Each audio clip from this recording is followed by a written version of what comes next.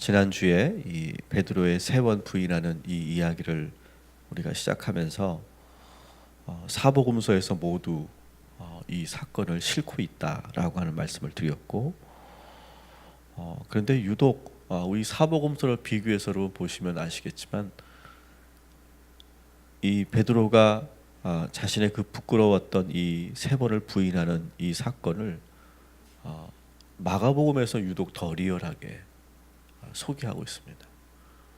누가복음은 조금 완곡하게, 조금은 그래도 이 베드로의 입장을 좀 어느 정도는 좀 이렇게 감안하면서 이렇게 소개하고 있다면, 마가복음은 아마 있는 그대로를 소개하고 있지 않나 싶을 정도로 그렇게 자세하게 소개하고 있는 장면입니다. 특히 예수님을 3번 부인하는 이 과정 속에서 오늘 71절에 나와 있는 이 구절을 여러분 한번 보시면 같이 읽어볼게요. 그러나 베드로가 저주하여 맹세하되 나는 너희가 말하는 이 사람을 알지 못하노라 하니.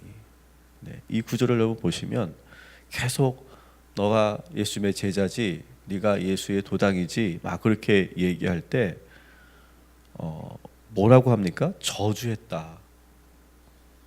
그러니까 이게 뭘까요? 이렇게 질문하는 사람에게 지금 욕설을 퍼붓는 거죠. 뭐라고 욕설을 퍼부었을지 모르겠지만 막 화를 내면서 막 거칠게 막 말을 지금 쏟아내는 겁니다. 저주했다는 것은, 저주하고 또 뭐 했다고요? 맹세합니다. 맹세. 절대 모른다. 나는 이 사람을 절대 내가 내 이름 걸고 말할게.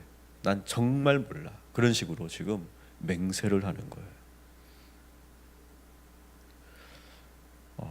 굳이 이렇게까지 말할 필요가 있었을까 싶을 정도로 베드로는 저주하고 맹세하면서까지 예수님을 부인하는 장면이 오늘 이 말씀입니다. 사실 베드로는 여러분 아시는 것처럼 어부였지 않습니까? 어부. 제가 충남 대천에서 바닷가 근처에서 목회를 하면서 가끔은 도서 지방으로 이렇게 가게 되면 어부들을 많이 만나게 됩니다. 근데 그 어부들하고 이렇게 잠시 한 10분 20분 대화를 나눠봤는데 거칠더라고요. 아주 그냥 제 앞에서도 이렇게, 그분들은 이렇게 조그만 소주잔에 소주 안 드시죠. 그냥 막 그 글라스에 이렇게 소주를 부어서 마시면서 하시는 그런 표현들을 보니까 아주 거칠고 리얼하더라고요. 베드로가 사실은 예수를 만나기 전에는 아주 거친 사람이었죠. 말과 행동이. 근데 예수를 만난 후에는 그런 자아가 드러나지 않았었단 말이죠. 그런데 순간 이러한 그 난처한 상황이 되니까 이렇게 잠복해 있었던 이 자아가 불쑥 튀어나오는 거죠. 그래서 저주하고 맹세했다는 것은 어쩌면 자기가 어부였을 때, 뱃사람이었을 때 가졌던 그 자아가 지금 확 튀어나오는 것이다. 이렇게 볼 수 있죠. 오늘은 우리가 이 말씀을 통해서 베드로가 가지고 있는 이 뿌리 깊은 자아에 대해서 우리가 함께 묵상하게 될 건데, 소위 이 베드로는 지금 자기가 기죽는 것이 싫은 거죠. 그래서 기죽기 싫으니까 어떻게 합니까? 우리 행동을 더 세게 하는 거죠. 더 세게. 거짓말을 하는데 이 거짓말이 탄로 날 것 같으니까 더 완벽하게 하는 거죠. 목소리서부터, 표정서부터, 어떤 자세서부터 더 당당하게 그렇게 표현하는 것이죠. 맹세까지 하지 않습니까? 여러분, 우리들에게도 이런 자아가 있습니다. 내가 초라하게 보이지 않고 내가 한 행동이 문제가 있는 것을 알죠. 내가 이렇게 하면 안 되는데, 내가 이렇게까지 가면 안 되는데 라고 하는 걸 우리가 알아요. 그런데 사람들이 나를 우습게 보고 약하게 볼까 봐 아니면 내가 자존심이 상할까 봐 내가 더 꿀리는 것이 싫어서 더 강하게 나갈 때가 있어요. 멈춰야 되는데 우리가 더 당당하게 행할 때가 있어요. 여러분, 우리는 예수 십자가의 능력으로 우리의 자아가 죽은 사람들임을 여러분 기억하시기 바랍니다. 순간 불쑥불쑥 우리의 자아가 베드로처럼 이렇게 나오지 않도록 오늘도 우리를 잘 지키고 우리를 잘 볼 수 있고 십자가의 능력으로 우리의 모든 자아를 못 박는 이 아침이 되시기를 주님의 이름으로 축원합니다. 그래서 이 사도 바울은 이렇게 얘기하죠. 고린도전서 15장 31절 말씀을 한번 같이 읽겠습니다. 형제들아, 내가 그리스도 예수 우리 주 안에서 가진 바 너희에 대한 나의 자랑을 두고 단언하노니 나는 날마다 죽노라. 아멘. 따라합시다. 나는 날마다 죽노라. 여러분, 우리의 자아는요 매일매일 죽여야 돼요. 그렇지 않으면 계속 나와요. 이 베드로의 거짓말, 이것은 그의 자아였어요. 순간 예수님이 떠났다고 생각하고 순간 예수님이 가까이 계시지 않으니까 그 자아가 불쑥 튀어나오는 거예요. 오늘 우리 두 가지를 해야 됩니다. 매일 매 순간순간 예수님을 바라보십시오. 그리고 나의 자아가 나오지 않도록 늘 깨어 있어야 돼요. 순간 나오지 않습니까? 순간 나도 모르게 욕설이 나오고 나도 모르게 지금 맹세하지 않습니까? 거짓말인데도.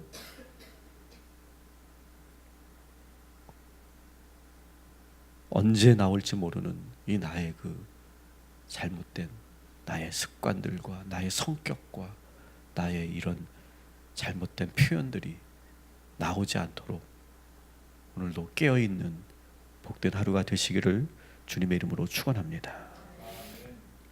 베드로의 두 번째 자아는 뭐냐? 거짓말하는 거죠.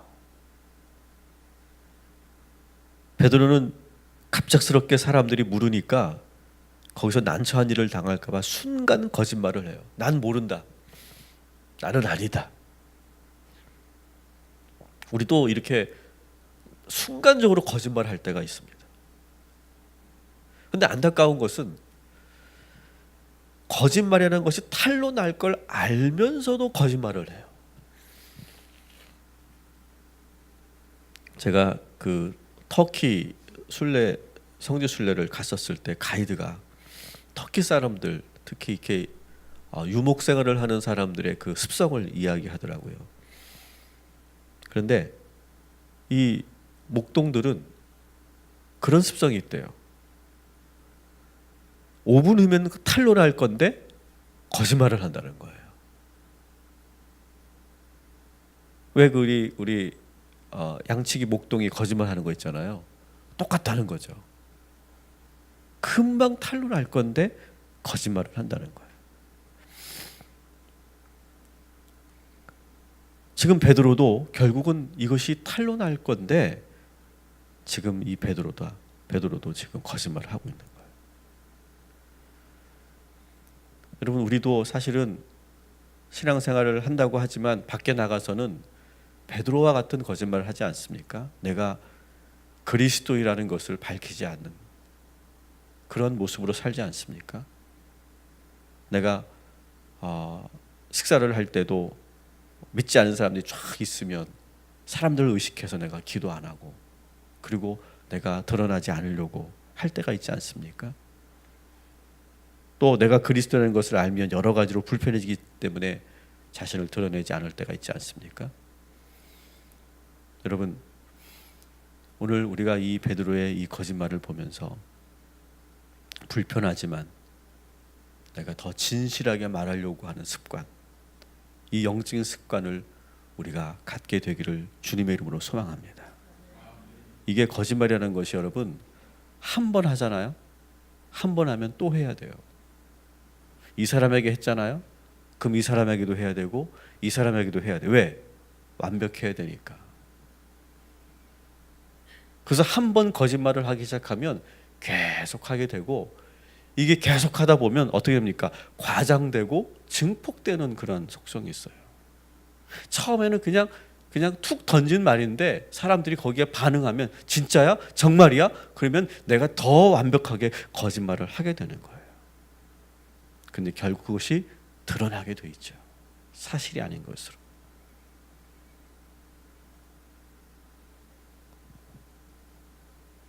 이 베드로도 지금 한 번 시작하니까 거짓말을 2번 하게 되고 3번 하게 되는 거예요. 여러분, 이 베드로가 거짓말한 것들 여러분 잘 보시면, 만일 베드로가 여기서 네 맞습니다, 내가 예수님의 제자입니다 라고 하면 어떻게 됐을까요? 어떻게 됐을까요? 사실 아무 일도 일어나지 않는 거예요. 베드로는 지금 뭘 착각하고 있냐면, 내가 예수님의 제자였다는 것을 내가 밝히면 나도 잡혀갈 거라고 생각했어요. 근데 여러분, 이 예수님을 잡아가는 이 과정들을 한번 잘 보세요. 유대인들이요, 예수님의 제자들까지 잡아가려면 벌써 잡아갔어요. 이미 겟세마네 동산에 다 모여 있었기 때문에 그때 잡으러 다 왔을 거예요. 근데 제자들은 건들지 않거든요. 심지어는 귀를 자른 베드로도 건들지 않거든요. 근데 베드로는 지금 순간 뭔가 이렇게 잘못 생각한 거예요, 상황을. 내가 여기서 나도 잡혀갈지 모른다라고 하는 그런 근거도 없는 그런 두려움이 엄습하면서 이렇게 거짓말하는 거예요. 여러분, 우리가 잘 판단해야 돼요. 여러분, 우리가 굳이 거짓말하지 않아도 되는데 자꾸 나도 모르게 하게 되는 이런 습관들이 있다면, 오늘 이 시간 이 베드로처럼 잘못 판단하지 마시고 진실하게 말하는 그런 습관을 우리가 갖게 되기를 주님의 이름으로 축원합니다. 그리고 이런 일은 절대 하지 마세요. 금방 탄로날 거짓말은 하지 마세요. 그러면 탄로나지 않으면 거짓말이 되느냐? 그런 말은 아니죠. 그런데 안타까워요. 금방 드러날 건데, 이것은 분명히 얼마 안 있으면 다 드러날 건데, 이걸 마치 내가 사실인 것처럼 내가 거짓말을 할 때, 그걸 내가 과장되게 말할 때, 여러분, 그러면 그것은 결국 본인에게 큰 손해가 돼요. 저는 그런 사람을 많이 본 것 같아요. 그런 스태프들도 제가 많이 본 것 같고. 안타깝죠. 그는 더 이상의 기회가 없을 때가 많아요. 여러분, 우리가 오늘 하나님 앞에, 사람들 앞에 더 진실할 수 있는 그런 하루를 보내시기를 주님의 이름으로 축원합니다. 그래도 저는 베드로를 조금 더 변호하고 싶어요. 어떤 부분이냐면, 그는 계속 사람들이 물어보잖아요. 그 뜰에서 너 정말 아니야? 너 맞지 않아? 너 분명한데? 이렇게 말할 때 계속 부인을 하면서도, 참 재밌는 것은 이 베드로는 그 뜰을 떠나지를 않는다는 거예요. 여러분, 이런 상황이면 사람들이 막 알아보기 시작하고 수근수근거리기 시작하고 자꾸 이렇게 신문하기 시작하면 어떻게 돼요? 빨리 도망쳐야죠. 근데 베드로는 그 뜰을 떠나지 않아요. 이 마음은 뭘까요, 여러분? 이 마음은, 그래도 그는 예수님을 사랑하기 때문에 그는 떠나지 않는 거예요. 여러분, 사실 예수님은요, 우리들에게 아주 크고 대단한 그런 사랑을 바라는 게 아니에요. 비록 베드로처럼 연약하지만 그래도 어떻게든 내가 이 뜰에서라도 내가 주님과 가까이 있으려고 하는 그런 사랑을 원하세요. 제가 자녀를 키워보니까 알겠더라고요. 자녀들에게 아주 큰 걸 바라는 게 없어요. 그냥 작은 자기의 마음이라도 보여주면 그게 고맙고 행복하더라고요. 그게 부모의 마음이더라고요. 저희 부모님도 아들이 전화만 해도 너무너무 좋아하죠. 어제 제가 전화를 드렸더니 너무너무 좋아하시는 거예요. 우리 아버님이 그런 분이 아닌데 이렇게 아들이 전화하면 그냥 그 전화한 것만으로도 그냥 다 그냥 풀리고, 그리고 그것이 너무너무 행복해 하시는 걸 제가 느껴요. 제가 한 것은 아무것도 없는데. 여러분, 이것이 하나님의 마음이고 우리 주님의 마음이에요. 여러분, 우리가 베드로처럼 예수님을 부인하기도 하고 죄를 짓기도 하고 그렇게 하지만, 그래도 우리가 뜰을 떠나지 않는 사람, 그래도 내가 주님을 사랑한다고 내가 말이라도 고백하면 주님께서는 기쁘게 받으시고, 그리고 우리를 복되게 하여 주실 줄 믿습니다. 우리 72절을 한번 같이 읽어보겠습니다. 시작. 닭이 곧 두 번째 울더라. 이에 베드로가 예수께서 자기에게 하신 말씀 곧 닭이 두 번 울기 전에 내가 세 번 나를 부인하리라 하심이 기억되어 그 일을 생각하고 울었더라. 아멘. 그리고 베드로는 닭이 두 번 울자 선생님이 하신 말씀이 떠올라서 통곡하며 울기 시작해요. 베드로의 좋은 점은 뭡니까? 자신의 잘못을 빨리 뉘우친다는 거예요. 여러분, 저는 이러면 된다고 생각해요. 이러면 그래도 끝까지 뜰을 떠나지 않으려고 하고, 그리고 나의 잘못한 것이 있으면 빨리 내가 뉘우치고. 우리 신앙생활도 마찬가지라고 생각해요. 여러분, 아무리 시험 들고 내가 아무리 힘들어도 내가 교회를 떠나지 않으려고 하고 예배를 포기하지 않으려고 막 그렇게 애를 쓰고, 그러면서 나의 잘못이 있으면 그것을 빨리 뉘우치고 그러면 된다고 생각해요. 계속 고집하거나 변명하고 합리화하고 우리는 그러면 안 돼요. 여러분, 우리 그리스도인들은 완전한 사람들이 아닙니다. 그러나 우리는 어떤 사람들이냐? 곧바로 회개하는 사람이에요. 우리는 완전한 사람이 아니라 회개하는 사람들이에요. 도덕적으로 완벽한 사람들이 아니라 우리는 죄가 있지만 그것을 뉘우칠 수 있는 사람들이에요. 최근에 우리 사회가 미투 운동이 일어나면서 여러 가지 저는 관찰을 하고 있는데, 이 사회를 미투 운동을 통해서 이 피해자와 대중들에게 그 당사자들이 나와서 사과를 하고 용서를 구하는 장면이 많이 있어요. 근데 안타까운 것은 그들이 용서하는 모습을 한번 여러분 잘 보시면 아시겠지만 그런 느낌을 받지 않습니까? 저 사람들이 정말 용서를 구하는 걸까? 정말 저들이 지금 사과하는 걸까? 진실하게? 그게 느껴지지 않을 때가 참 많아요. 용서를 구하는 것 같은데 진심이 느껴지지 않아요. 그리고 자꾸 자기 말을 해요.